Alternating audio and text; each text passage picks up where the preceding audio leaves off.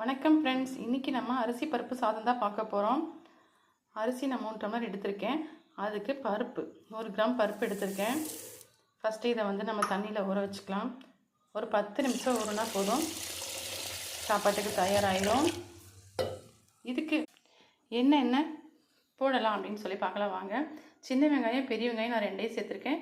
கூட பச்சை மிளகாய் 3, கருவேப்பிலை 2, தக்காளி மீடியம் சைஸ். முக்கியமானது என்னென்னு பார்த்தீங்கன்னா சீரகம், பூண்டு. இதுதான் முக்கியமானது பருப்பு சாதத்துக்கு, அரிசி பருப்பு சாதத்துக்கு. குக்கர் அடுப்பில் வச்சாச்சு. அடுப்பை பற்ற வச்சுக்கலாம். குக்கர் காயட்டும். தாளிப்புக்கு என்ன சேர்த்துக்கலாம்? கடுகு, உளுத்தம் பருப்பு, கடலைப்பருப்பு தாளிப்புக்காக சேர்த்துக்கிறோம். கடுகு பொரிஞ்சிருச்சு. வெங்காயம், மிளகாயெல்லாம் சேர்த்துக்கலாம்.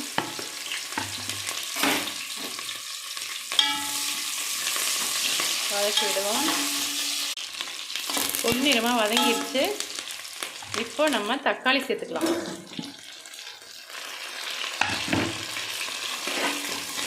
இதுவும் வதங்கட்டும். உப்பு வதங்கிறதுக்காக சேர்த்துக்குவோம்.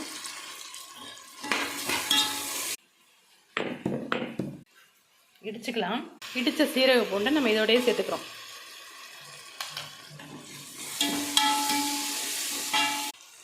மஞ்சத்தூள் சேர்த்துக்கலாம்.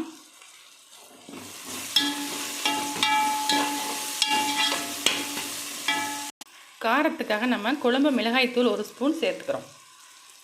அதையும் சேர்த்து நல்லா கலக்கி விட்டுக்கலாம். கொஞ்சம் பெருங்காயத்தூள் சேர்த்துக்கலாம். எல்லாம் நல்லா வதங்கிடுச்சு. இந்த ஸ்டேஜில் நம்ம தண்ணி சேர்த்துக்கலாம். தேவையான அளவுக்கு அரிசியை கழுவி சேர்த்துக்கலாம். தேவையான அளவு தண்ணி சேர்த்தாச்சு. உப்பு சரி பார்த்துட்டு மேலே மல்லித்தலையை தூவி விட்டு அவ்வளோதான், மூடி போட்டுடலாம். விசில் வர வரைக்கும் வெயிட் பண்ணுவோம். ரெடி ஆகிடுச்சு. விசில் அடங்கிடுச்சு. குக்கர் திறந்தாச்சு. பாருங்கள், பழன்னு சாப்பாடு சூப்பராக கமகமன்னு வாசனையாக ரெடி ஆகிடுச்சு. இதுக்கு கடிச்சிக்க கூட அப்பளம். ஓகே, ரெடி ஆகிடுச்சு. பருப்பு சாதம், அரிசி பருப்பு சாதம் ரெடி. எடுத்து பரிமாறி சாப்பிட வேண்டியதான்.